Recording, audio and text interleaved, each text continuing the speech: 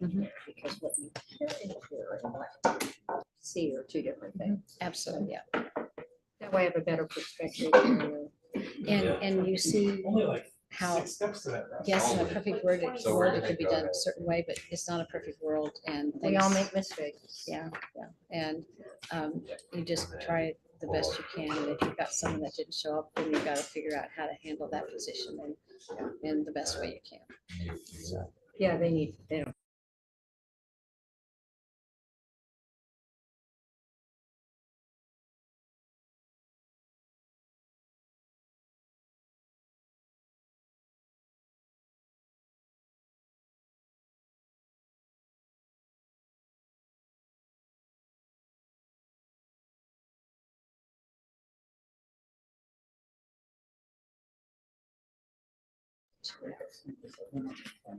And what I'm simply doing is, Patricia, I'm simply doing is stopping the chit chat back and forth. Good. Within the cover and having it just like board meeting, there, when they come to speak, they come to speak to us. I'm not that cover. Yeah, that's. And they're not gonna be happy, I bet, but who cares? I don't. This isn't, the point is not to make people happy. Well, it's just to have a, it's just to have a order.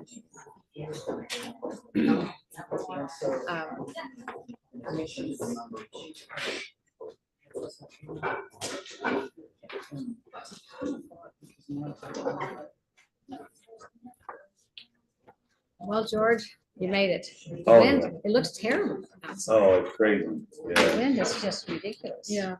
It's not gonna stick, the ground's still warm. The snow is pretty. I was worried that it would take me a long time to get here. That's all. Yeah, you're a long I'm out ways away. west. The The roads were fine. They're not slippery at all. No. It's melting too fast. Well, And out, the temperature's out just west about is bad, out west, because I had some of that. freezing. Western Kansas. Yes, yes. Dodge City was just. Yeah, freaked Dodge out. City is, Yeah, they were just. So they said at noon that the whole city of Russell is out of power. Oh, Nobody really? can work because you can't see it. Oh, my God. So, and I mean, Russell's not big, but hard to have a whole city. Well, thank you. It's warm. Yeah. She wants to be I recognized. put all my winter stuff out. I Her had to jackets, dig right? it back out. It is pretty. I know, isn't that crazy? Luckily, it's not sticking. March in Kansas. Yeah. I'm gonna be going over, for you, basically for you guys who were not here in 2023, what happened in 2023. You got the email from Diana Tedlock about her saying that she had some questions and at the January meeting, she wanted to deal with this. I said, look, this is the next meeting, it's just stupid of me to say, but I said it. So we're gonna Right, address so it. And it's not always what they think. it is, So. I was curious about source of information, why those 10 years are prior and after. You don't need to, I will listen. You don't have to. We're just dealing with, I think, I don't think that people ask for that history. I think she just wanted to give us the stuff that she said. Yeah, I was also curious about motivation. Data, I asked questions about that. Looking yesterday, I was helping intake. I did some, Uh-huh. and I was amazed. You come in with one story, but as she started asking questions, the story changed. So she got this dog in and surrendered it as a vicious dog. And before it was all over with, I'm like, well, this dog is vicious. The neighbor dog tried to come into your yard, and that dog was protecting it. That's why the dog got bit. Well, yeah, it's just too much dog for us to handle. Well, it's the truth. What's the reason you're? So that was an owned animal, it wasn't a stray. But she wanted to surrender it as a vicious dog. Oh, right. I mean, granted, if it had another dog, but the dog was invading their territory. That's correct. Protecting its territory. I think that there's a difference Between Gethsemane people. well, that people think of a dangerous dog as a dog, like if a dog gets loose and kills a cat, it's not the same thing as if a dog gets loose and attacks a human. Because some dogs don't like cats and they think they're squirrels. So, Go back and sit. Oh, yeah, I was on- Okay. I was there for the whole thing. okay, I think we can, I think the meeting, can everyone hear me? Can everyone hear us? Okay, no, I'm gonna switch. I think the meeting can start. I'd like to bring the meeting to order, and the first thing on there is the approval of the minutes. And yes, I have one just clarification. It says here that Theo Harris said there was an incident in College Hill where a husky was running around, and it does start with a C, but it's Chautauqua Street is where it was, and so it just, I mean, it says College Hill. I don't need to be up in College Hill. I got 3 neighborhoods that I'm president of that keeps me plenty busy. So that just a type, not a typo, but just needs to be changed to Chautauqua Street or okay, Ave, actually, Chautauqua Ave. Not a big deal, but just to prove to you that I read them, so. okay, and I have a change. I'm so glad you brought that up because I forgot about, what is it? Talks about the postal service. I'm looking for it here. Trish Heilman's name is, the Heilman's name, Keely. Her name is different, Trish Heilman. You've got Heilman, I think it's Hailman, Heilman. But we can change that. Can we change that name later? Okay, we just need to make that change. Is there a motion to accept the minutes with the changes? I'll make a motion. I second. All those in favor, raise your hand. Okay, good. The next thing that we're gonna do is have the animal services report, please. And now have you come sit up here. Yeah, and give it them. We had a difficult time with the minutes because we need to speak up, and I'm one of the biggest problems that doesn't do that. So I'm gonna try and be a good example. So you've got Oh. in front of you the. You turn that on. Yeah, that's okay.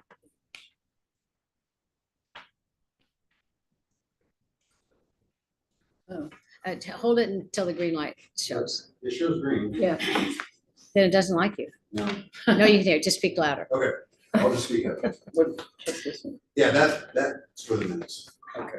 So, so looking at the report, you've got your first page dogs.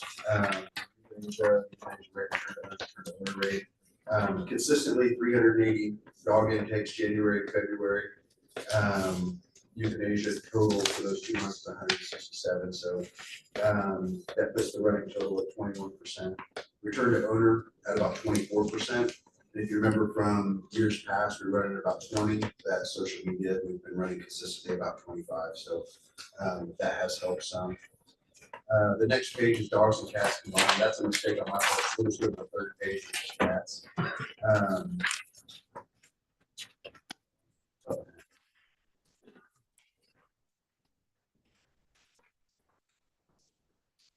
Keely, can you hear back there? I mean, I can hear you. Okay, Should have the recording. well, If he's using the microphone, though, I can't hear him. Does it work? it should, It's not working. there, just, okay, hold it. hold it. Sorry. I think he got it working, maybe. Still want to blow it, but his ears out. Yeah, I think it was real loud as well. Is that better? No, We'll go a little further with another inch or amount. Is that, yeah. Can you guys do that? everyone here in the back? Okay, Anyway, we get the dogs and cats combined with your total index being January, February, we took in 1,042 animals. Total cases of euthanasia being 195, that's 18%. Return to owner rate with dogs and cats combined is 19%, which is still higher than it usually is. I don't, It got out of order, so page 4 I'm is just looking. cats. I'm looking at this here. Okay, page 1 is dogs and youth reasons, and page 2 is dogs and cats combined, Combined. and Where are you now? Page 3 is the dogs and cats individually. Okay. Omitting the dangerous dogs, the KDA and the mercy euthanasia cases. Okay, So when you omit those, you have a total of dog euthanasias, a total of 24, which accounts for 3.14%. When you look at the cat euthanasias, they all fell within the KDA medical and mercy euth, so you have a 0% increase for cats. Those factors. Then the next page is the cat euthanasia, intake euthanasia and return to owner. You can see the cat return to owner is at 5%, which is odd because it usually runs about 2%. yeah, that's good. And then the page 5 for some reason is a duplicate of page 3. So. You guys have the bike stats. You guys back after bring that up. So I don't have it sitting in front of me. But no, the other thing I was gonna point out, is I went back and I looked at bikes and attacks from 2020 to present. And last year, 2024, we had over 1,300 reported bites and attacks. Compared to 2021 was at 960. So it went from like 960 to I think 2023 was about 1,200. 2024 was a little over 1,300. So the bites and attacks reported to us are going up, which kind of coincides with the increase. I'm gonna just stop you there for a minute. Can anyone hear that? Because the mic is not working. I'm sorry. No, we can't hear, I know. even in the first row. So. Well, why do you have to do so close? That's amazing. I know, it's not picking up. Okay, here, this is what we're gonna do. Because we have to be able to do that. Okay, so pass it on down and then I'm gonna turn this on there and you just have to hold this up. Can you hear me now? Can everyone hear me? Okay, we'll use that. That's better. Give that to me. I'm gonna need to. What's wrong with it? Yeah, so what I was saying was, looking at the bites and attacks, I went back and checked the data that we had saved from 2020. Make sure you, I guess you have to, yes. It's all gonna go like this. Either yell or whatever. I don't know. Yes, we went back and checked I checked the bites and attacks going back to 2020. I want to say there was a little more than 1,000 bites and attacks in 2020. And then the next 2 subsequent years, we were only running at like 900 and something. 2023, we raised to like 1,200. In 2024 was about 1,300. So we're seeing an increase in bites and attacks, and that kind of bears itself out when you look at the numbers of dangerous dogs, potentially dangerous dogs that we're seeing. That was really the only point I really had to make on bites and attacks. Again, I didn't bring this up here. Does the board have any questions of Captain Purcell? Okay, thank you. Yeah, leave that there. Testing, testing. Ooh, it isn't working, is it? What'd you do? Can you hear this? Testing, testing? No? Testing, testing, no. Testing, testing. That's a little bit. Oh, testing, testing. You have to speak right into it. Okay, we'll try that one. Okay, now we're gonna have, I gotta go get the sign up sheet. I didn't do that. Sorry about that.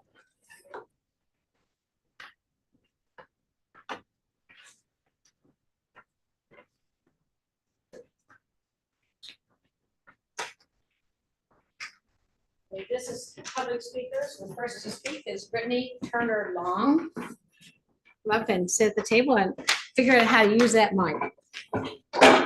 I'd like for you to state your name and the district that you're from, okay? My name is Brittany. I don't know what your region is considered, but that's where I live. Okay. I wanted to speak today on behalf of those whose voices are not heard. Over the years, I have adopted 2 animals from the Kansas Humane Society and 1 as a direct adopt through the Wichita Animal Shelter. My experience with adopting through the Wichita Animal Shelter was not a great experience at all. The staff was not very pleasant to me and didn't seem to care not only towards me, but towards the animals as well. The dog that I adopted through them was actually youth listed, and the only way I found out about her was through social media, and it was actually from Conley. And like I said, if I wouldn't have known anything about that, I mean, she would have been put down, and there was absolutely no reason for her to get put down. Sorry, I kind of skipped off on my reading.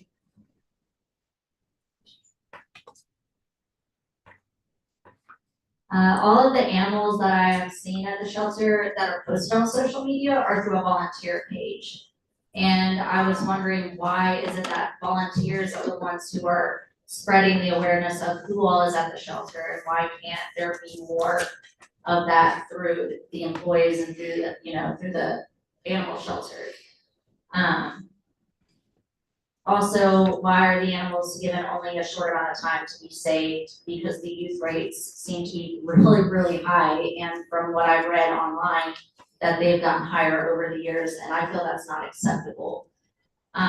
Why aren't rescues allowed to step in and help out more? I understand that there are gag orders in place, and I don't really know a whole lot about those laws, but I feel like there should be more flexibility with rescues, fosters, and adopters being able to step in and help out more, and than what they are able to do currently. And I really hope you all take into consideration of what everyone has to say today. We are the voices for those who cannot be heard, and we will continue to speak and protest for them until humane changes are made. And thank you for your time. Thank you. Anyone have any questions? Next up is Brooklyn Phillips.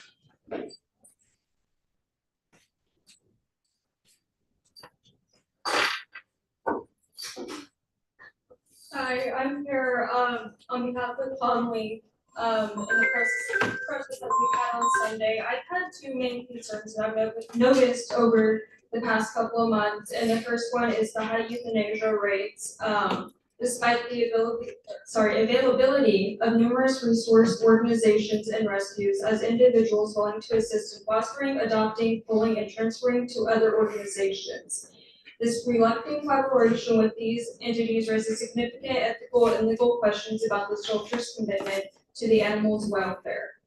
And then the second one that's been going on recently is the regulatory requirements set forth in KAR 918-7, which mandates that all individual licensed or permitted to operate must maintain comprehensive records for each animal acquired, held, transported, sold, or euthanized. These records must be readily available for inspection by the commissioner upon the request.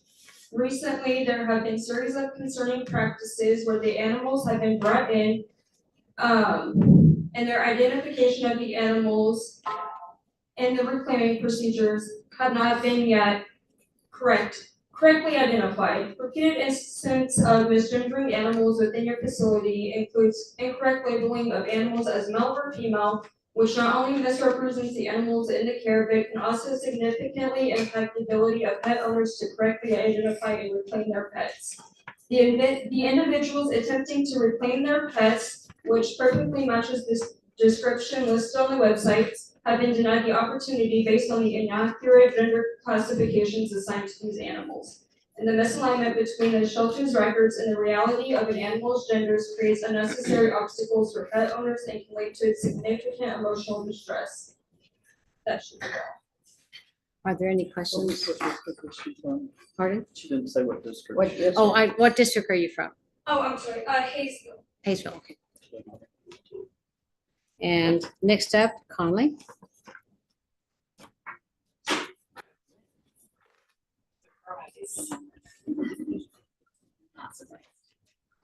And state your name and the district you're from.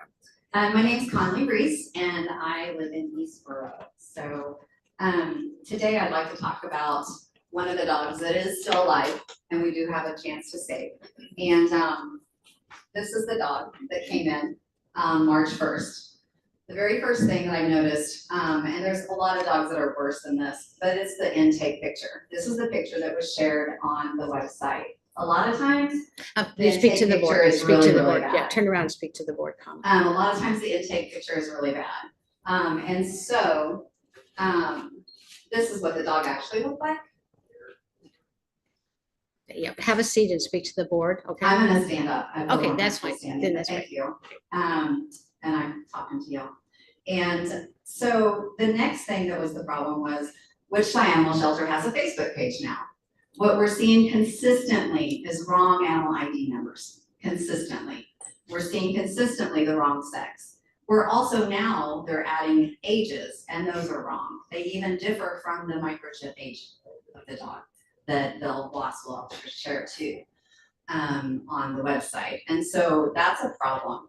This was, you can see on the right-hand side, that was number 380. On here, she's listed as a boy and number 384. The white dog is listed as a girl and listed with her ID number, with 380's ID number. So then we go on, this dog then gets evaluated by Kansas Humane Society. The evaluation says that the vet is not able to actually evaluate the dog because the dog had behavioral issues and it has a tumor on its side.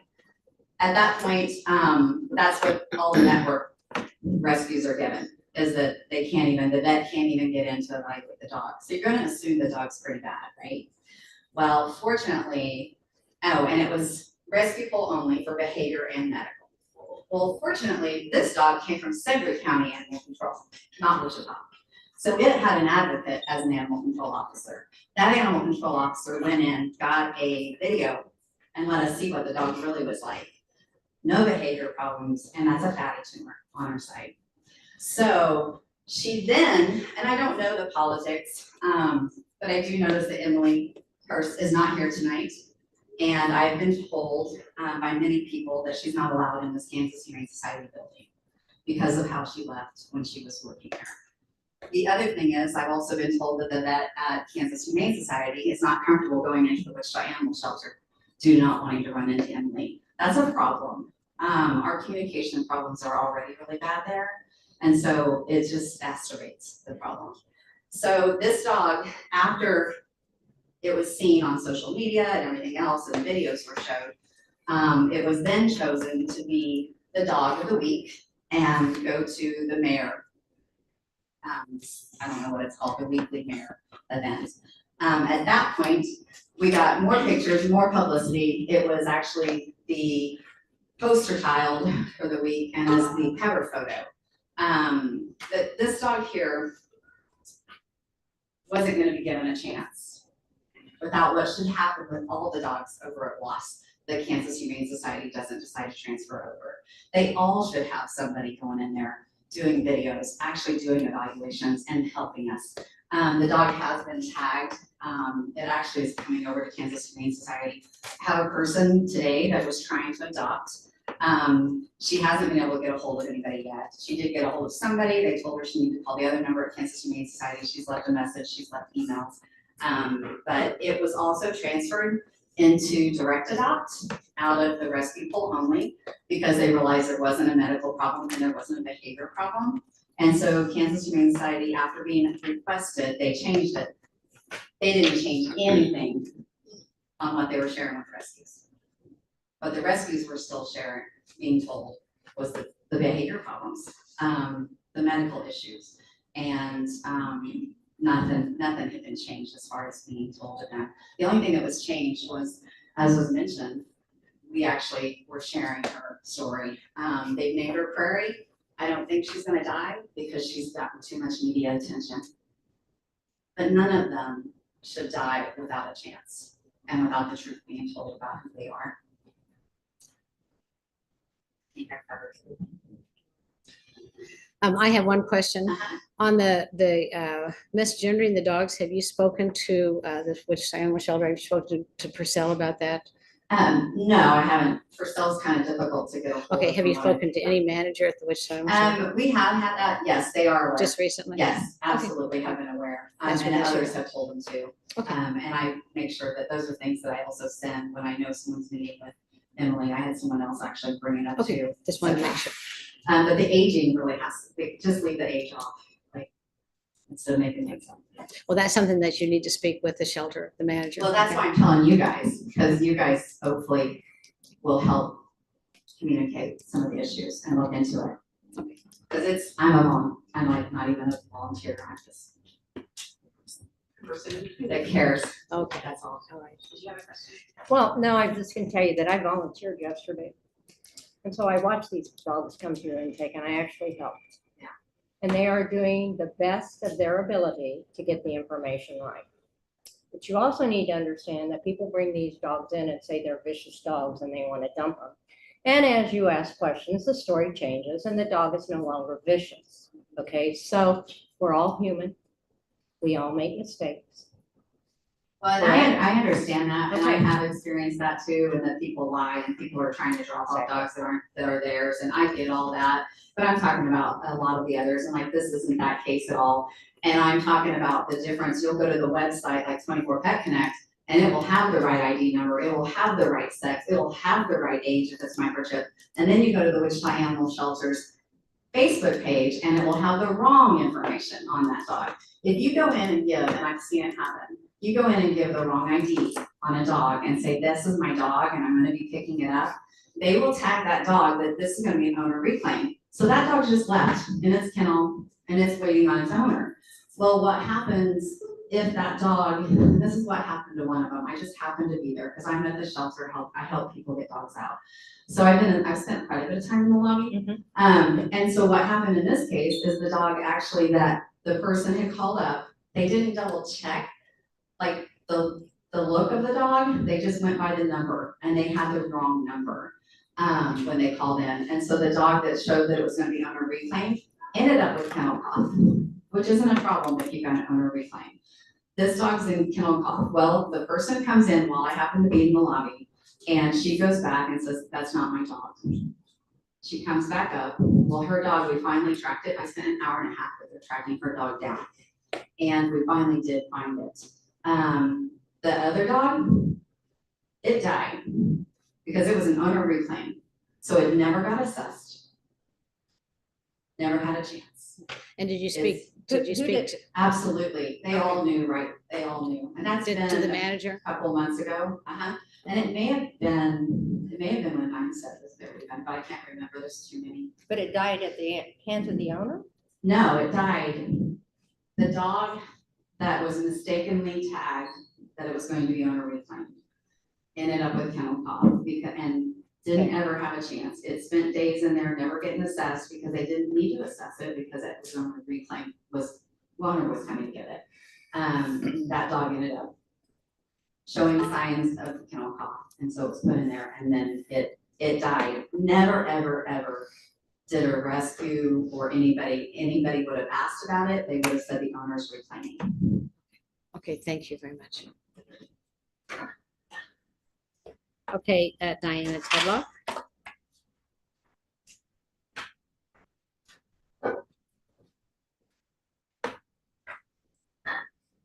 Diana Tedlock, and I'm in District 6 under Maggie. So I'm go ahead and I'm gonna tag on to what Conley said about all the errors that are being made. If you do look at the two sources, which is the Facebook page and the 24 Pet Connect, consistently there are differences and problems. I mean, like there's between the sexes, between the ID numbers. On March 1st, when Emily sent out an email at 3:38 on a Saturday afternoon, giving the limited number of rescues on that distribution, less than an hour and a half to save 13 animals. 4 of those had incorrect information between the two sites. 4 out of 13. And it really isn't our job to go through and edit it. This is a problem of processes internally that needs to be addressed. We had somebody just this past weekend trying to find their cat, and they thought they saw them. They called in on a Sunday. There were 8 cats in the back. They were told none of the cats were declawed or cats declawed. They then saw a cat over at KHS that they thought, that looks like my cat. They called and asked about the cat and was told the cat was not declawed and the cat was 2 years old. Because the owner was like, this really looks like my cat. She came in, the cat was declawed, and the cat is 9 years old. So we also had another example of that, where a Malamute that came in, somebody saw the dog being picked up, by the police and brought here. They came immediately here. They were told that there was no dog matching that description that was brought in. And then they were told that there was a dog, a female dog, or a male dog, a female dog that was not shipped. His dog was male and shipped. Somebody in the community looking for their dog happened to see the dog in the female halls, let that owner know. And repeatedly, they told him the dog wasn't chipped, the dog was female. When he saw that post on the Facebook, he came back in and they continued to argue with him that that was not his dog. So, and it's on social media, so, I would also, so there, yeah, there's lots of problems between with male and female. You have the same dog with different ID numbers. And I mean, timely and accurate information is essential to reuniting these animals with their families and to prevent and avoid euthanasia. I'd also like to know how the direct adopts are made visible to the community. They're on Trello. The community doesn't have access to that. They aren't highlighted on the Facebook page. That's not indicated on 24 Pet Connect. So nobody knows that those dogs are available for direct adopt. There is absolutely no visibility.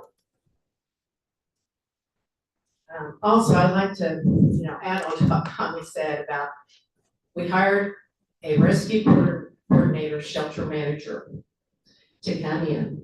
And we have hired her at over $87,000 a year. All the rescue pools are processed through KHS, and yes, she's not allowed to step foot on the facility. How is she supposed to be doing her job if there's no communication? And we've also heard that the KHS board is not happy with the choice. That is stuff that isn't, how can you do your job if they're not even going to talk between the two facilities? The two facilities have a joint operating agreement. And yet you have somebody that's the manager and the rescue coordinator. How do you think that euthanasia rates are going to go down and the coordination with the rescues are going to increase? Pretty poor. I'll leave it there. Any questions? I just have one quick, the one that was the male and the female, did the owner finally get their dog? They did. Okay. They did. I'm sorry. And I can give you the animal And ID number. I think I saw it on, Yeah, it's a red and white. so I just wasn't It's sure. a Malamute. For Malamute. Yeah. Okay. We So, don't, and we they don't just need the number, yeah. poorly. Did you Yes, report they that to the management of the shelter? Have you talked to Emily or to Ron or to Drew about this? Most people aren't gonna do that. I mean, once they have their dog. No, I'm They're saying, not. did you talk to them about that? Did I? Yes. Uh-huh. Oh, I have sent email after email on numerous things over the years and over, the last couple of years, I never get a response. Okay. So, no, I'm not with you. I told Purcell back in October how he had on the Facebook page, or not the Facebook page, but, they had lost and families listed there, that some of them aren't even pages that are, go here, try to find your dog if you're missing your dog. Told him some of them were defunct, they weren't even active, provided him a list and the order of how many had members were on each one. That was back in October. So, Okay. You try, but after a while, you just kind of give up. Okay, thank you. Okay, the last person I have down is Tony Winger.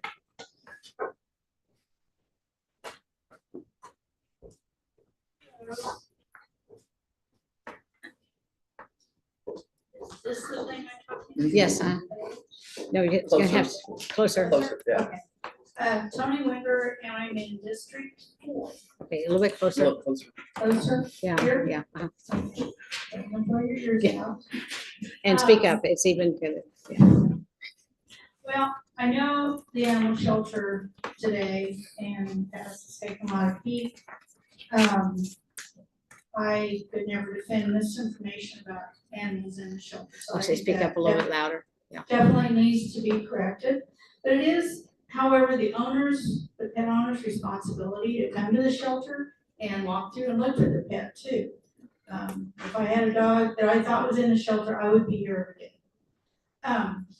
But I want to talk about one thing that doesn't typically come up, and that's transparency. And Wichita Animal Shelter is the only rescue or shelter in the area that's totally transparent with its numbers. It's out there every day. I see it every day, how many dogs, cats came in, how many had behavior problems, how many were sick, all of that. They share that information with the rescue community. And it's valuable information for rescues who are wanting to save dogs. They see what dogs are nearing their deadline, what dogs are past their deadline, which dogs KHS is going to transfer, that kind of thing.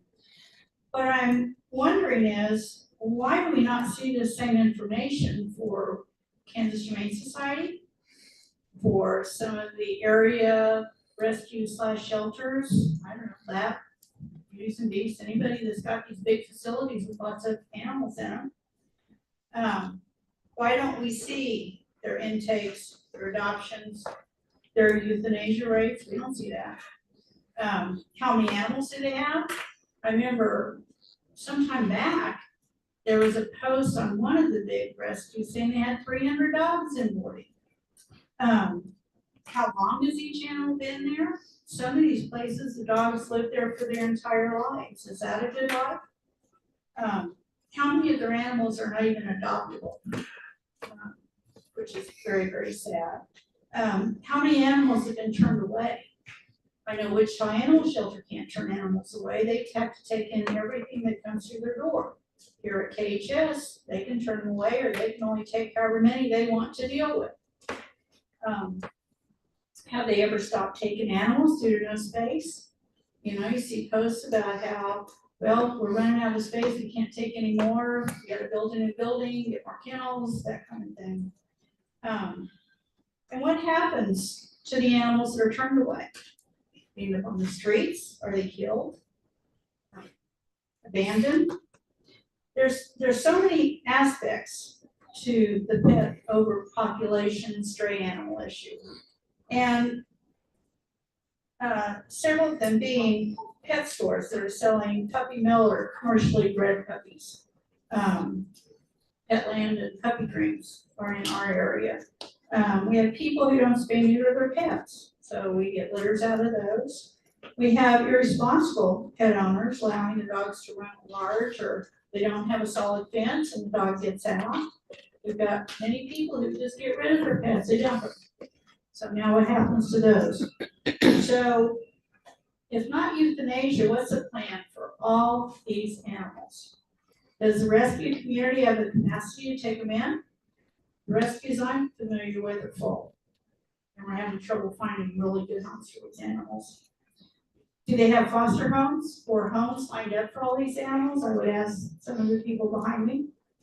Or would they go to one of their facilities where they're continuously kenneled alongside hundreds of other dogs with the same fate? Is the answer to keep adding space to take in even more animals?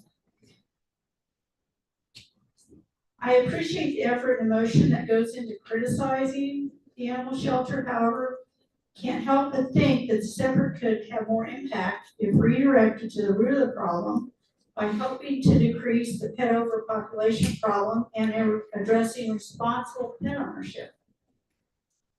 We need to work on shutting down puppy mills and commercial breeders. There are hundreds, if not thousands, of dogs in horrible conditions statewide that are kept only for producing litter after litter for sale in pet stores. These dogs live horrible lives until they're no longer producing puppies. Don't we care about those dogs?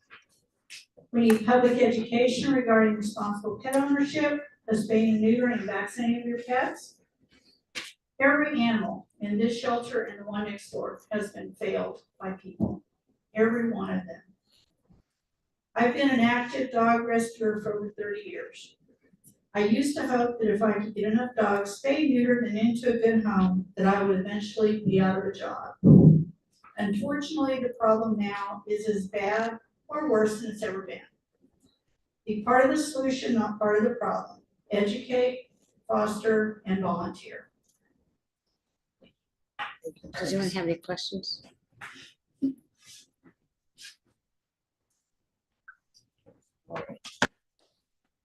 Okay, we're gonna go on to the next part of the agenda.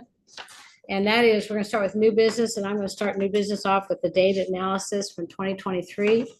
Let me get my information here. Oh, okay.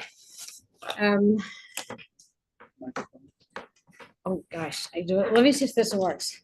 Hello, can you hear me? No? Can you hear? He says you can. You can?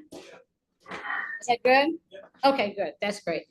Okay, so the board members received a letter from a person about the concerns over what happened in 2023 and why our rates of euthanasia went up. And they pointed to three things. One was requirements of WAS and KHS for rescues to sign a rescue partner contract. Number two was the WAS adoption of the capacity, well, they said care to capacity, but I think it's called capacity for care philosophy in place of the no-kill philosophy. And this was a philosophy that K-State came down and spoke to both KHS and WAS on. And then three, the break in the relationship between a rescue and WAS and KHS in June of 2023. Now we have new board members here that are not, were not around in 2023. So I want to just sort of do a recap of what happened there, okay? Prior to June 2023, the euthanasia rate for dogs was indeed very low. And rescues were transporting dogs and cats out of the shelter in partnership. On June 7th of 2023, the shelter was over capacity. They had 30 animals come in. Can you hear? I keep thinking I got it really, it's really questionable. Is this better? I'm gonna try. Is this better? There we go. Okay. We have to maybe get a new battery for this. Okay. Turn it off. Oh, okay. So on January 7th, 2023, the shelter found themselves over capacity. Every single kennel was full, including 3 animals that were being held here at the Kansas Humane Society that needed to be transferred over to the Wichita Animal Shelter. And so there had to be a decision because everyone needs to understand that the shelter, the Wichita Animal Shelter is not a shelter that can just turn animals away. They've got to continue to be open to take in strays and abandoned animals. Excuse me, was it June or January? It was June. Did I say January? Yeah, I'm sorry, second June. The second, June of 2023. That's my old age. Sorry. Anyhow, and so KHS and WAS had to take in and make serious decisions as to what to do. They had to cut down the numbers of animals coming in. And they did so together in order to make room for the dogs coming in that were going to come in that day. Again, they're open admission shelter, which means that they cannot turn away or don't turn away stray or abandoned animals. Later that day, a rescue came in and saw the list of dogs that were put down and saw that they were open kennels because, of course, they had the kennels open in order to take in animals. And that person became very upset and very emotional. And without talking to the Wichita Animal Shelter management about this, that person went into she did an hour longer video live on Facebook with that person who vilified Wichita Animal Shelter and the Kansas Humane Society and staff and made the decision to stop working with Wichita Animal Shelter and KHS. And that was a decision that that person made for her rescue. Accusations were made on that video that were not true. And KHS and WASP were vilified, and the result of that for their staff was that they are both receiving serious threats by the public over the information on that video. The rescue further called on other rescues to follow suit, which meant we're not going to pull anything. We want them to know that we want them to do what we don't want anything to be put to sleep. We want to have nothing to do with them until they do what we asked them to do, basically, is what was said on the video. And so I got other rescues to stop pulling. And indeed, the euthanasia rate went up. That started in June of 2023. They understood that that would cause euthanasia to go up, and which it did, and that's what they wanted. Now then, per KAKE and KSN news coverage on this, statements were made and recorded as to what happened that day. So there is, along with the video and other stuff about what was going on. For the next 3.5 months, the euthanasia rate went up. And it was also the time of the year when they were taking in the most animals. And that was the highest month in June that I think they had maybe almost 100 dogs more than they had done before, at least almost that. At that time, rescues were asked to come in and take animals. And rescues, some did, but there's a lot of rescues who said, no, we're not going to. And they sat by, and they made the choice to stand down and make a point that something that they didn't want any animals to euthanize and something had to happen. But the open admission, they were asking the open admission shelter to do something that they couldn't, which was not euthanize animals, because they had to do something with the animals in order to make sure there's a place for the other animals to go.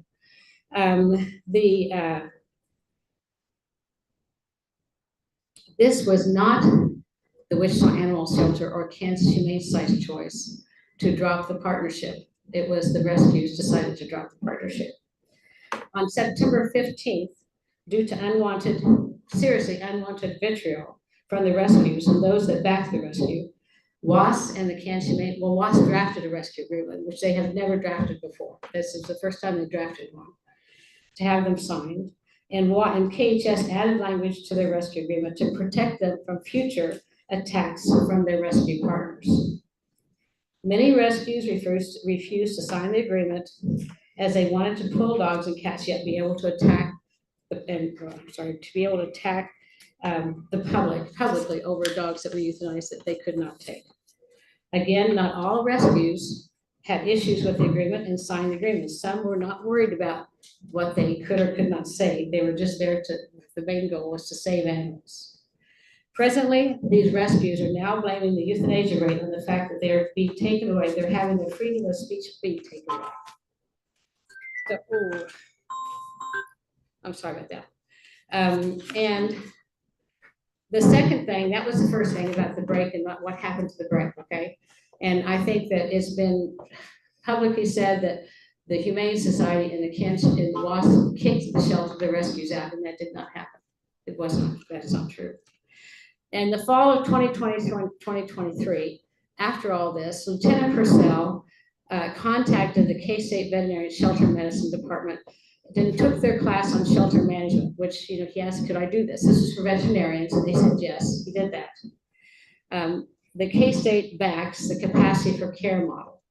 They do not back the no-kill model. And it was interesting to find out what the Veterinarian Association, the experts in the field of animal care, had to say. They did state that they knew that shelters, like any shelter, especially, I'm sorry, I don't want to breathe in there, but I don't know if I can hear me. I'm going to tell you yell louder. That they recommended, and they said that you had to have at least 25% open kennel space. And that the more you have, if you're down on staff, the more animals you have that you can't take care of, the greater the risk of diseases and issues. And so I think, I don't know, as board members, have you guys seen, I don't think, Susan, you have, seen the 1-hour lecture that he gave, that K-State gave? I think you have you, Patricia, seen that? No, that was brought up to me though, I wanna watch I that, think that so. you should. I think that that's something that's very important. It was very, I think, an eye opener when you looked at it as to why they had those regulations. But the rescues then decided that K-State, they didn't like that model because it allowed animals to be put to sleep. So again, they're sort of saying that's not, they want to go to no kill when they professionals came in and did a thorough look at K-State and Wichita Animal Shelter and Kansas Humane Society and talked about what they needed to change. One of them was decrease the number of animals and leave spaces open. In March of 2024, the shelters, now this is past 2023. So during that time, the shelters were asking to have rescues come and take animals. For the first 3 weeks, 3.5 months after, up until September, or I guess it was probably October when the contract went out, the rescues were allowed to come in and take them. They chose not to. And then after the rescue contract came out, They did not like the wording. I think there was some word changes that KHS did to satisfy one of the rescues, but they weren't satisfied when those changes were made. And so again, the euthanasia rate still went up.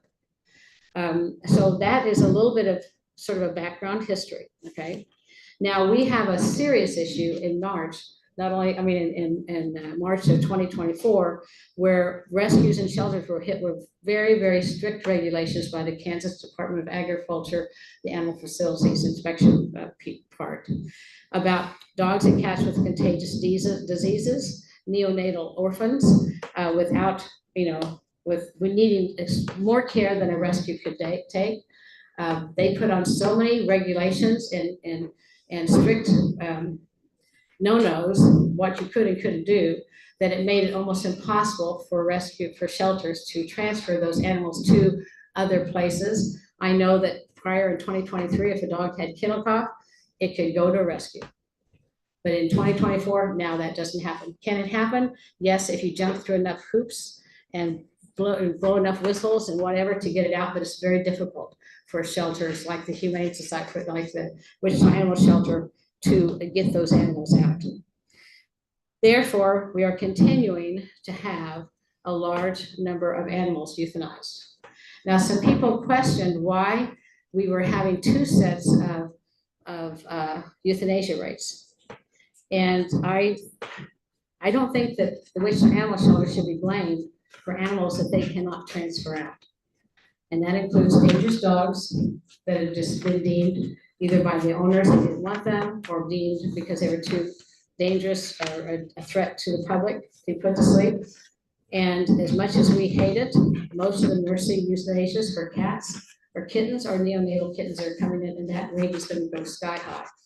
And what can the Wichita Animal Shelter do? What we can do is try to advocate for KDA to lessen their requirements on transferring animals with communicable diseases. And I think that everybody, even people in this room, have been working on that. It hasn't solved it yet. We hope to this year. Hopefully, it'll happen, at least on the contagious disease, and that will then be able to let the shelters like Wichita Animal Shelter transfer more animals out and decrease that. So I think that no one wants to see animals euthanized, but when you're an open admissions animal shelter and you have to have cages open, you need to make a room for that. Now they're at a low point, and I noticed that their disease rate for dogs has gone down because they're not packing the shelter. They're keeping a minimum situation. They are trying their best through the Facebook page to increase, and after hearing what people have to say, I think maybe there needs to be some tweaking on making sure that that information is correct. Because I agree with that. But that's what happened in 2023, and that's what we were asked to address. Now, does anyone have any questions on the board? I just have one comment on the capacity for care in discussing that. Can you speak up loud here? We have to have better marks. Okay, it's on the capacity for care. It's my understanding after having a meeting with Captain Purcell that because of the number of employees, the rate should be even higher than 25% open, because there is, how did you put that, Derek? There's not, you want to explain that? Which, I mean, they're going above and beyond. Yeah, let's have him what talk case about state that. even recommended. Now we got to throw it over to him. Here, take that with you. Yes, so capacity for care takes into consideration three things: time, space, and resources. Speak up. Time, space, and resources. So time being how many staff hours you have to care for the animals. ASB guidelines recommends 15 minutes per animal per day. Then space, how much physical chemical space you have, and then how much financial resources, how many consumables do you have to care for however many animals. If you're lacking in one, that would be where your capacity for care stops. Realistically, looking at the staff you have at the shelter, the reason why you might have one or two officers in the field at a given time is because the rest of them are at the shelter trying to care for the volume of animals that are there. So if one were to take an honest calculation of the staff at the shelter, the amount that we'd be able to care for would be less than 75%. That 25% number, that keeping 25% of your kennels open, what that is when you're a municipal shelter, open intake shelter like ours, you're not turning off intakes. So the goal is, think of it like stopping distance in traffic. So when you're in traffic, you have to give X amount of space to the vehicle in front of you. So if something happens, they slam on the brakes, you have so much time to react. And that's what that 25% is. It basically says, do you have the ability to address a hoarding situation? Do you have the ability to address a breeding situation in public? Can you withstand a couple days of abnormally high intakes? That 25% gives you that without having to immediately go into a crisis mode like we did back in June, where we have no space to put the animals that are coming. So that's where that comes from. That's why that was the first step in capacity for care, was establishing that we were going to be able to maintain the ability to respond to the issues in the public. We're going to maintain 25% of our kennels unoccupied to do so. The other added benefit of the 25%, keeping that open space gives you a physical barrier between animals because you space them out differently. If one animal has an illness and it has to jump an empty kennel, it's less likely to get to the following. So there's benefits to it outside of that, but generally speaking, I've always referred to it as similar to following distance in traffic. And I have to mention to you, you did take in a bunch of animals on a dogfighting case, correct? Yeah, we did. It was the last month. Yeah, you had to go in there. Yeah, I'm working in shelter time, and that flies differently than So you had to have, it was good that you had space to take those animals. Yeah, so if you go back to June, what you were talking about earlier, when we showed up and the shelter was completely full, we had animals in rear triage and in front triage that had been brought in overnight. And then we had animals at KHS waiting to come over to the shelter. So that puts you in crisis mode, because now at 11 o'clock, these doors are going to open, the animals are going to keep coming in. What people don't necessarily, I don't think people necessarily understand about running a municipal shelter is, like in ours, we maintain 80 general population kennels, and then we have about 30 kennels for special cases, and then you have your rabies quarantine. Every hall has a distinct purpose. So you might say we have 171 kennels. That doesn't mean every animal can be placed in each one of those kennels. There's criteria that the animals have to meet to be in those kennels. So generally speaking, we keep 80 kennels reserved for general population, which simply stated is going to be the overwhelming majority of intakes we take in a day. So in June of that year, we were taking in about 20 dogs a day. And the state requires that we hold these dogs for a minimum of 3 full business days. At the time, we were looking at it 3 calendar days, which winds up being 4 calendar days because the first day doesn't count. So the day they come in doesn't count. Day 2 is day 1 of the stranglehold, day 3 is day 2, and so on. So if you're taking in 20 dogs a day and you have to hold them for 4 days, that means you're going to have 80 dogs in your facility that are on stray hold, and that just happens to be the exact same number of kennels we reserve for general population. So keeping all that in mind, that's why you wind up getting areas of shortened deadlines, because we have to stay open to keep taking the 20 dogs that are coming in a day. We have to find placement for the 11 dogs that are currently waiting. We need to find 30 spaces before the end of the day. The rest of the dogs getting out have to have a shortened deadline. The only other option, if you don't manage your population, is that you have to start refusing intakes. You have to say, well, we're not taking any more animals before. And that is antithetical to the purpose that the shelter's here for. We're supposed to address the issues in the community and address the issues in the shelter. If we fail to address the issues in the shelter, we fail the community.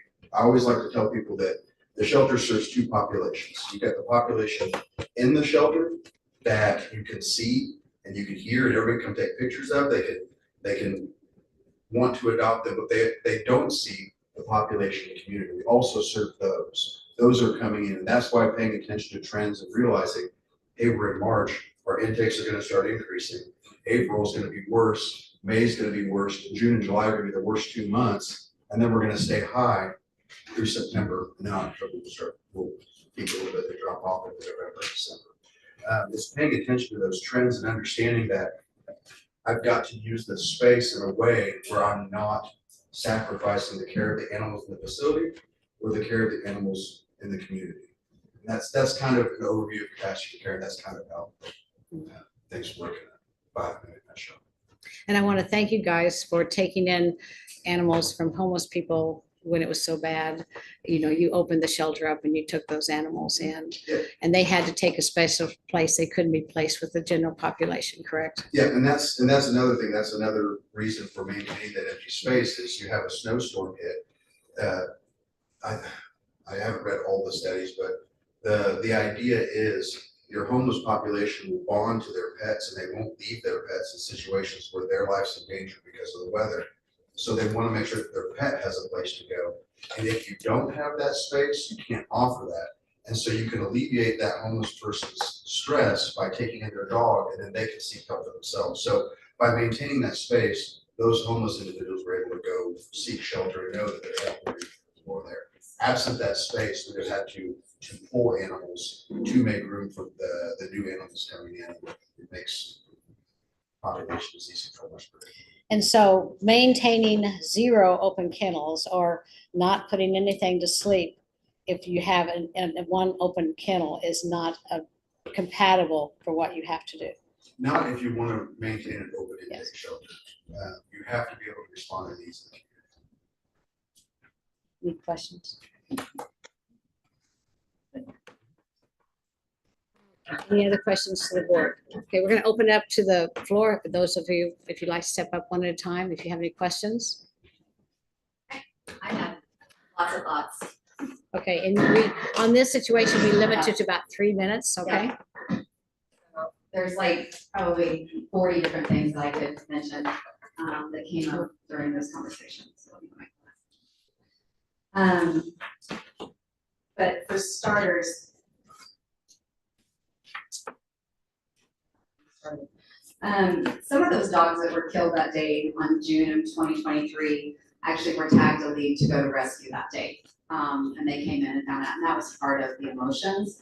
I have watched all of that, wasn't involved at that time, but did watch all of that unfold and prayed to God to get me involved somehow. Thanks God. There I am. So the other thing that I wanted to talk about was the number of employees.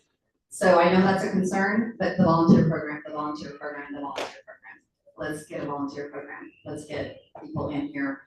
You're giving some access to the dogs and giving them some of the care, and it's very definitely needs to be done. The other thing was mentioned, how many of the homeless dogs? I think it was 6 is what we were told in January, and they could be here like 3 days. So that was, I don't think we didn't use up a lot, but we closed an entire hall for it. I took terrible notes. Arguing about keeping the separate numbers. One of the concerns that I have is with KDA. I had a dog the other day, someone had sent me because they had tagged a dog. They came over actually and put a deposit down for a puppy. For $50, the puppy was coming. KHS calls them and says the puppy's showing signs of kennel cough. We had to drop the tag. And they could choose a different dog. The people were devastated. They reached out to all sorts of rescues in the area. Someone sent word to me, I contacted them. That night, I said, do you have a vet? They said, yes. I said, contact your vet first thing in the morning, see if they will get the vet dog transferred. The dog is happy. She was gonna be here tonight. She got sick. And so the owner's not here. The dog is happy and living a great life. That happened again. The person reached out and didn't get word quick enough and the puppy was killed the next day. There's ways. I'm picking up one, I believe tomorrow. That's a kennel cough suspect that's being transferred to a vet. Another one went out today that was transferred to a vet. The problem is that nobody, once those dogs, if they were on Trello and being sent to networks and networked with rescues, as soon as they're said that they're kennel cop and moved to that hall, all that's taken off. They just disappear. And then they sit there and then until they're euthanized. So there are things that can be done. And so I hate to just say those aren't our faults. There's still things that can be done. So there were more thoughts, but I use it with you. Thank you. Anyone else would like to speak? The lady in the back.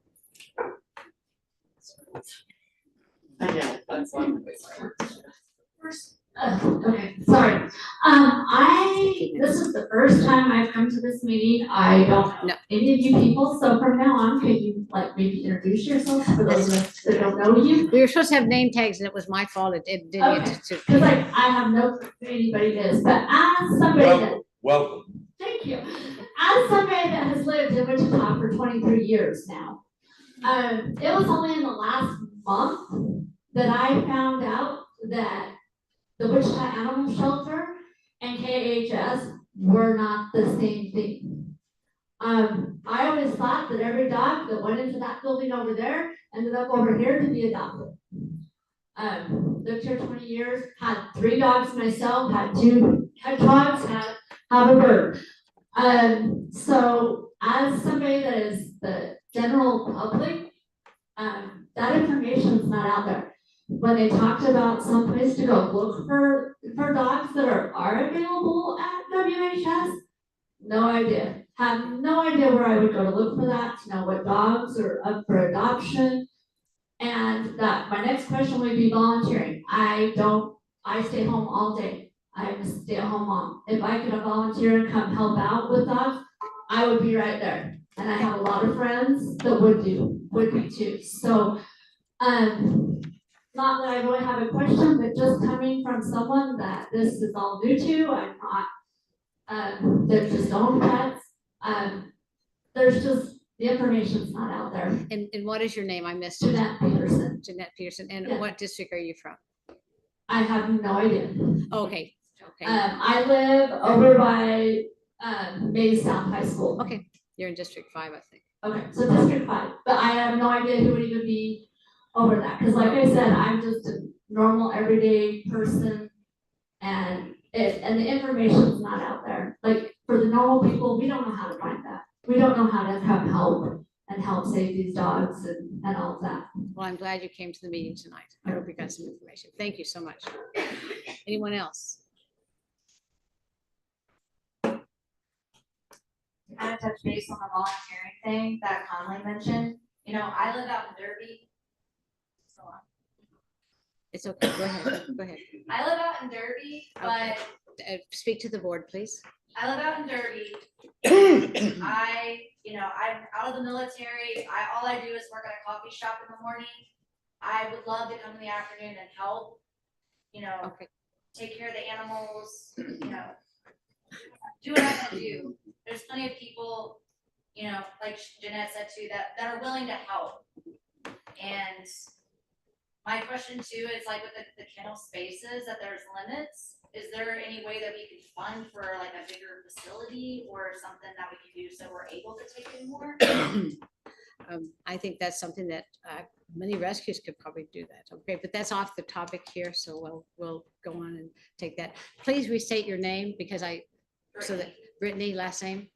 Turner. That way. And this is my first time coming. Thank you so much for coming. That's fine. Thank you. I have a lot of questions and I'm still kind of learning what's been going on and stuff. The main concern was my experience I had with my recent adoption with my dog. Okay, and we heard that. Animal shelter. She was youth listed. I only found out through social media. Okay. And I was not given a reason why. She was claimed to be older than what she was because of her teeth. She actually came from an animal abuse situation.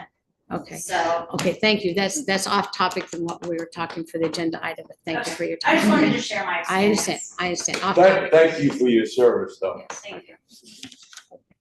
Any other people on topic? And we're not, this is not an open time, just come and speak about something. We're talking about the reasons we had the increase in euthanasia in 2023, okay?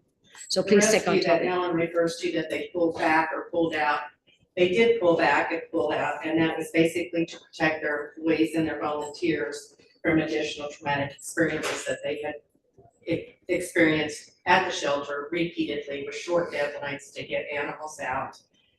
And so finally, it just came to a head on that day. The tax, they've asked numerous times for proof of that as far as we're concerned is hearsay. If there were attacks on people, I assume there would be police reports and things like that. So unless that's provided, all we can say is that it's hearsay. Also, what Ellen has presented as the timeline of events, the timeline is correct, but remember that's one side of the story. So if you really want to see a complete picture, you would need to reach out to some of those rescues. I will say that currently when they put out the requirement for the contract, the distribution list was literally in the hundreds. Today, today's list that goes out to rescues is to 12, about 12 rescues. And in those contracts, it specifically states, and this is just one example, at no point will rescues question, privately or publicly, determinations made on animals at loss or KHS. That is a gag order. Most people will not do that. I will also say that when you say there's nothing that can be done, there's excluding numbers from the euthanasia rate. Other shelters are doing things. You can have a foster program. That was too challenging. Volunteer programs. You could have better cleaning protocol. All this for Sasha, and I said this last time. The director of the Animal Facilities Inspection Program at KDA stated, I just want to be clear that KDA does not have the authority to require, nor would we ever require any pet animal facility, including animal shelters, to euthanize animals for any reasons. That decision remains with the animal shelter. And so you go on, if you want to look at some other examples, I think it would be a good idea for you guys maybe to go to look at some other shelters. There are shelters across Kansas, United States that do not use capacity care. They still embrace the no kill. You look at Lawrence Humane Society, they are an intake open intake shelter. And they took more animals were placed in foster homes than ever before. We did all this and more while simultaneously increasing our live release rate to 95%, achieving more positive outcome in 2024 than 2023. And we went from a decade-long qualifying, at least for dogs, of less than 10% to 30%. I mean, there are examples of people doing things better that we could be doing. And yet, we are failing to notify people. There's still the retaliation that's going on to these rescues. Just this month, there was a dog that You'll have came to in, round up pretty soon. that they failed, they were a reunification contact on the chip, and they refused to contact the rescue. Oh, yeah, I know. okay, thank you very much. Okay, I will have something to say, maybe you'll have something to say. I've dealt with KDA, and this is for the board member, I've dealt with KDA, and they will never say that they're gonna require you to euthanize an animal, but what they will do is put barriers to being able to get the animal out. That many shelters, open-end shelters, and we have to remember that the Wichita Animal Shelter is not like the Lawrence Animal Shelter. The Lawrence Animal Shelter is a humane society that contracts with the city of Lawrence to take in stray dogs, okay? So they have two sides to them. They can do the adoptions and they can do the stray holds. The Wichita Animal Shelter cannot do the adoptions. They are strictly a stray hold shelter. So they cannot be compared to a shelter that's run as a humane society contracting to take in strays. And so when Sasha says, we never tell them to put them to sleep, okay? Just like the neonatal puppies and kittens, we're not gonna tell you to put them to sleep, but you gotta keep them at the shelter for the 3 days and they can't go anywhere. And these little babes need 24/7 care. And they used to be able to be shipped to rescues to do that, or foster, fosters that worked with rescues. And now they are not, they're said, you gotta keep them there for 3 days. And because of the change in what they consider a day, 3 days, it used to be 4 days. If the animal comes in on Friday, Saturday and Sunday are no longer called a day. So they can't even start their stray hold until Monday. So many of those animals are kept for up to 6 days before they can be released.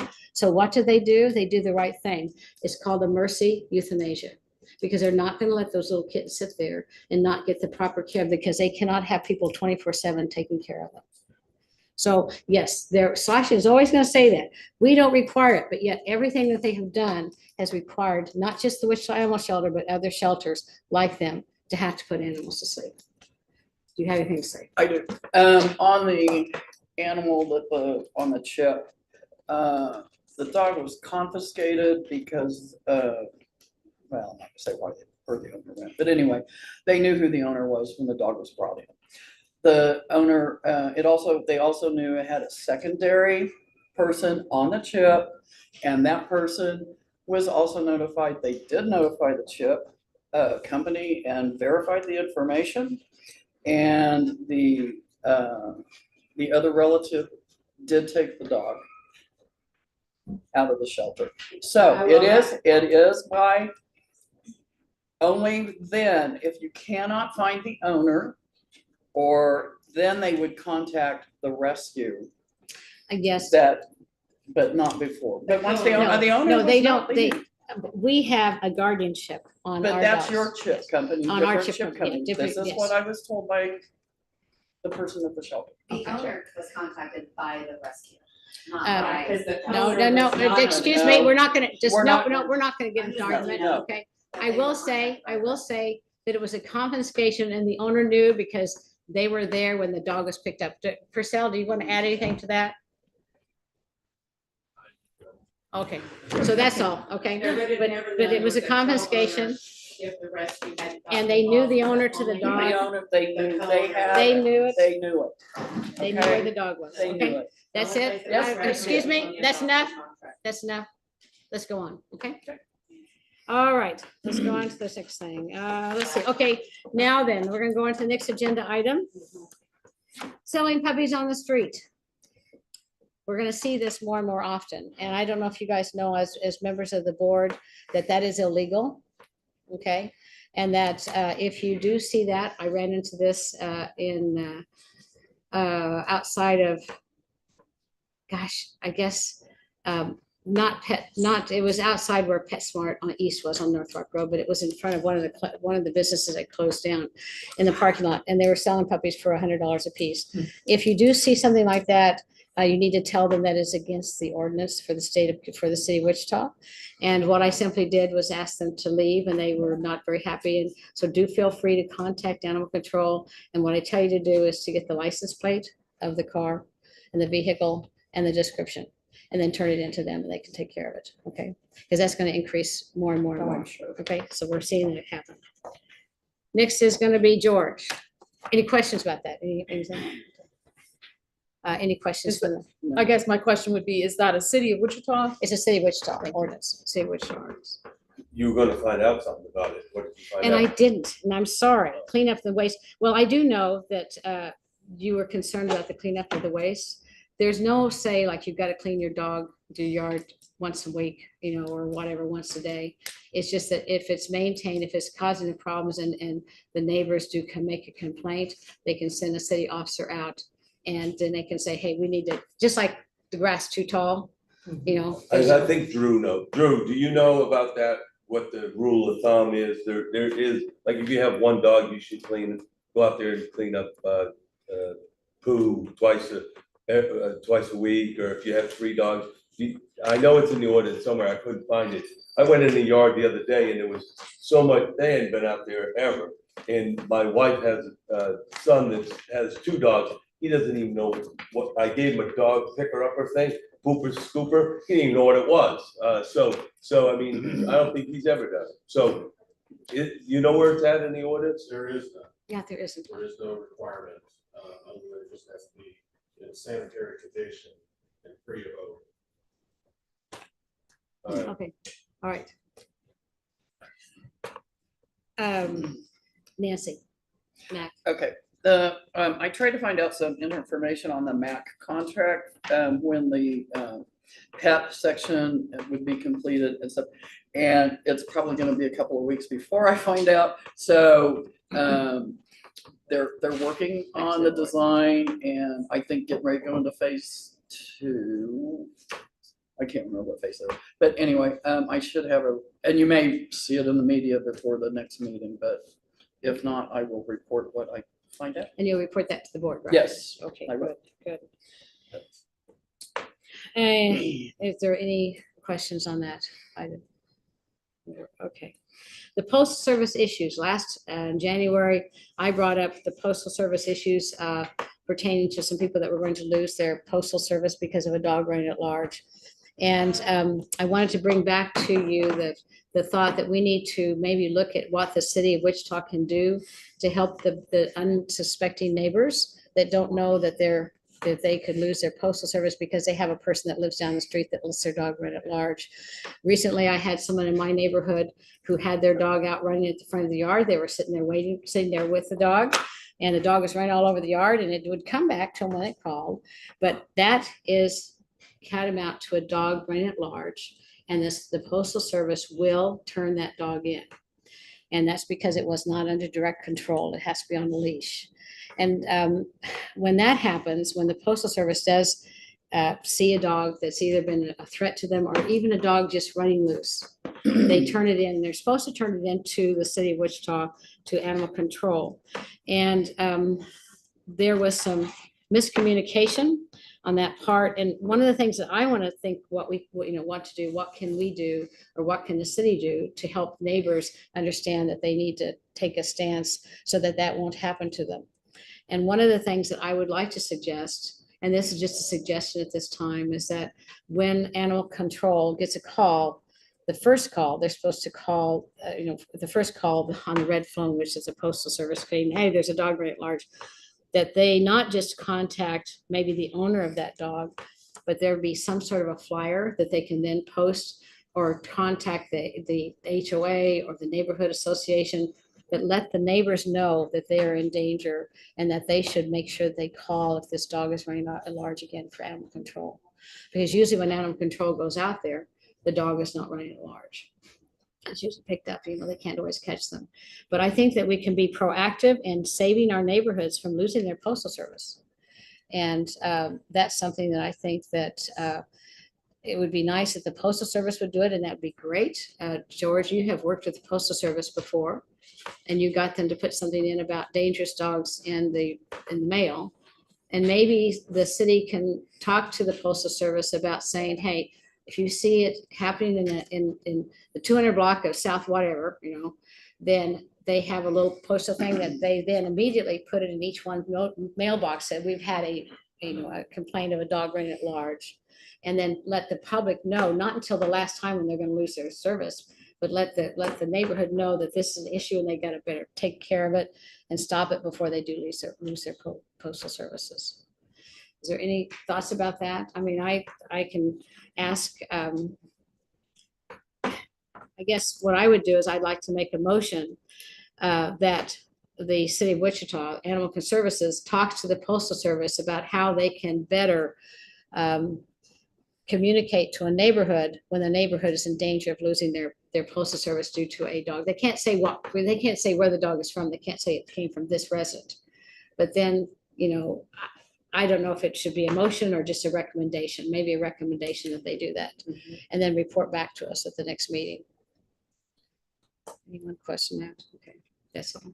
Any, George, you're big Well, on this postal service. we've been beating our heads against the wall for years. We used to have a community police officer, we still do, and they could help us with this, but I don't know. We need some communication they need to work together. I mean, they need to help out animal services and yeah, so. It's frustrating, isn't it? Yeah, it's very sad. Yeah, it is. Okay, anyone else in the public have had any serious issues with postal service and dogs running at large? It is devastating when a neighborhood loses their postal mail to their door. But the city license update, we've been talking about this for a long time and it's still not working. I talked to Drew this morning And the veterinarian link is still not working, where a veterinarian can go in there and set up the license for their clients. At least I'm not able to see it. When I go on, I can't do that for spay neuter. And also the initial license is still not available. So Drew, I think you said you're gonna have a meeting about that tomorrow? Okay, can you express them the concern that this has been dragging on for a long time? Okay, thank you. And then I'm not gonna talk about KDA right now. What about the flyer? Huh? Can I add something on the? Oh, your flyer update. Huh? Yeah, Oh, I'm sorry, I just went right past I you. know you did. I'm so And I don't sorry, know- I didn't mean that. Are, okay. The flyer, I think you guys all know Susan is new to this. We had a flyer. Can you show her here. what it Oh, looks yeah, like? Here, I have an extra copy she can have. Anyway, it hasn't been updated since 2016. So I got some more information. I handed you guys out some of the latest things that we added. There's still some research that needs to be done on a couple of issues. And so we're really not ready to finalize it. But I forgot to remove on the Kansas Humane Society, there's a note that says we'll delete as they are not doing this now. And last month, Aaron said that they were. Are you still doing spay and neuter? Yes. Okay, so we will not be deleting them. Unless I get an email from Aaron. So, but I would just say review it, see if there's anything that you want to add. If you have any questions, email me, just me, not the board. And Patricia, you have one of these, don't you? Yeah. Okay, yeah, I think Susan, this is new to you. So anyway, yeah, that's kind of where we're at. I was hoping we could finalize it maybe this month, but there's still some new issues that were brought up that I need to do a little research on. So. Ellen, I want to go back and add on the KDA, kind of skip the public comment section on that. I just wanted to make sure everybody was aware, I just got notification of this yesterday, so if anybody does want to advocate at a state level, they would know this. The Senate Ways and Means Committee removed the $50,000 from KDA's budget used to reimburse shelters when the animal facility inspection program seizes animals for health, safety, and welfare. So the AFI needs either funding to acquire, maintain, and staff its own facility, or a budget to compensate shelters and rescues to assist them. I guess they used to have it, but didn't know if you guys were aware of that. That just We came were. down. I did. I got that. No, email we're aware of yesterday. that. The situation that I'm most concerned about is the movement on the requirements, not the ordinance itself, not the bill itself or the law itself, on requiring certain things to be like such as the requirement that no contagious animal can be released to a rescue, and they're still working on that. And so we don't have any updates on that, okay?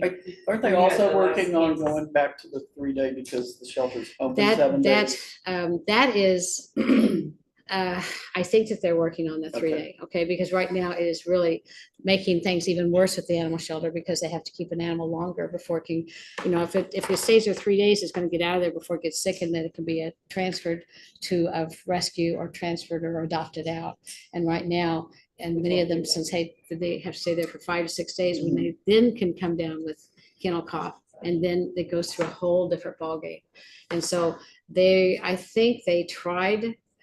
Purcell, I think you to talk to Jan Jarman about how they could change that, and we couldn't change that because we just have to get them to, I guess that was with Midge, where we have to get them to change the definition of what an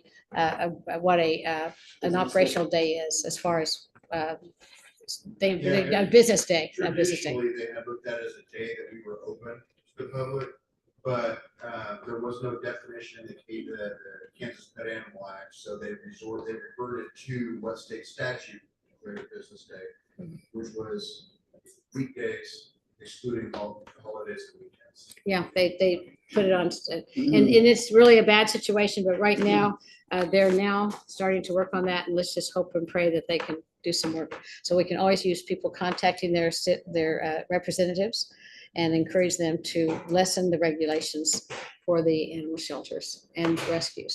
Okay. Any other questions? Any other issues? Okay.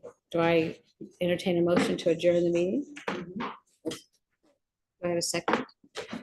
All those in favor? We'll work on these mics. Pardon? The vet. Oh, Dr. Albertson was on vacation. So he didn't make it. And I forgot to introduce Susan Richardson to everybody. I'm so sorry. I'm so bad. Susan Richardson is our new board member. She represents Mayor Lily Wu. What district? though? This is the mayor. Well, so what district does she live in? Well, she lives I in. live in District 5. Fine, Yes, but she has been picked up by the mayor, so she's at large. She's an at-large. yeah. Gotta live somewhere.